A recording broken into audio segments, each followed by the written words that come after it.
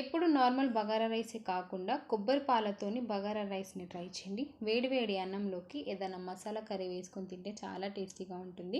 ఎలా చేసుకోవాలో ఇప్పుడు చూపించేస్తాను. చిన్నగా కట్ చేసుకున్న పచ్చి కొబ్బరిని మిక్సీ జార్లోకి వేసుకొని మూత పెట్టి ఒకసారి గ్రైండ్ చేసుకోవాలి. మూత తీసి మరి కొంచెం వాటర్ని వేసుకొని పూర్తిగా మెత్తగా ఇప్పుడు గ్రైండ్ చేసుకొని ఈ పాలని వడపట్టేసుకోవాలి.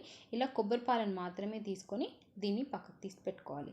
ఇప్పుడు కుక్కర్ తీసుకొని కొంచెం ఆయిల్ వేసి ఆయిల్ హీట్ అయిన తర్వాత బిర్యానీ మసాలాలు వేసేసుకొని మిక్స్ చేసుకోవాలి. ఇవి ఫ్రై అయ్యాక పచ్చిమిర్చి కట్ చేసుకున్న ఆనియన్ని కూడా వేసేసుకొని బాగా మిక్స్ చేసుకోవాలి. ఆనియన్ కొంచెం ఫ్రై అయిన తర్వాత అల్లం వెల్లుల్లి పేస్ట్ కూడా వేసుకొని మిక్స్ చేసుకోవాలి. ఆనియన్ పూర్తిగా ఫ్రై అయ్యాక కట్ చేసుకున్న క్యారెట్, బీన్స్, ఆలు కొంచెం సాల్ట్ని కూడా వేసేసుకొని బాగా మిక్స్ చేసుకోవాలి.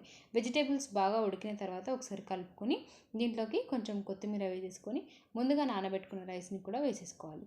నేను ఇక్కడ నార్మల్ రైస్ని వాడుతున్నాను. మీరు కావాలి అంటే బగారా రైస్నైనా వాడుకోవచ్చు. ఇలా మిక్స్ చేసిన తర్వాత ఒక గ్లాస్ బియ్యానికి ఇక్కడ నేను 1.5 గ్లాస్ వరకు కొబ్బరి పాలను వేస్తున్నాను. ఇలా కొబ్బరి పాలు పూర్తిగా వేసేసిన తర్వాత మళ్ళీ ఒకసారి బాగా మిక్స్ చేసుకోవాలి. ఇలా బాగా మిక్స్ చేసిన తర్వాత మనం దీంట్లోకి సాల్ట్ని చెక్ చేసుకొని మరి కొంచెం సాల్ట్ని యాడ్ చేసుకున్న తర్వాత దీనికి మూత పెట్టి ఒక్క విజిల్స్ వచ్చేంత వరకు లో ఫ్లేమ్లో పెట్టుకొని ఉడికించుకోవాలి. ఒక విజిల్ వచ్చిన తర్వాత చూడండి, గోరువెచ్చగా అయిన తర్వాత కలుపుకోవడమే. మన బగారా రైస్ రెడీ అయిపోయింది. మీరు ట్రై చేయండి.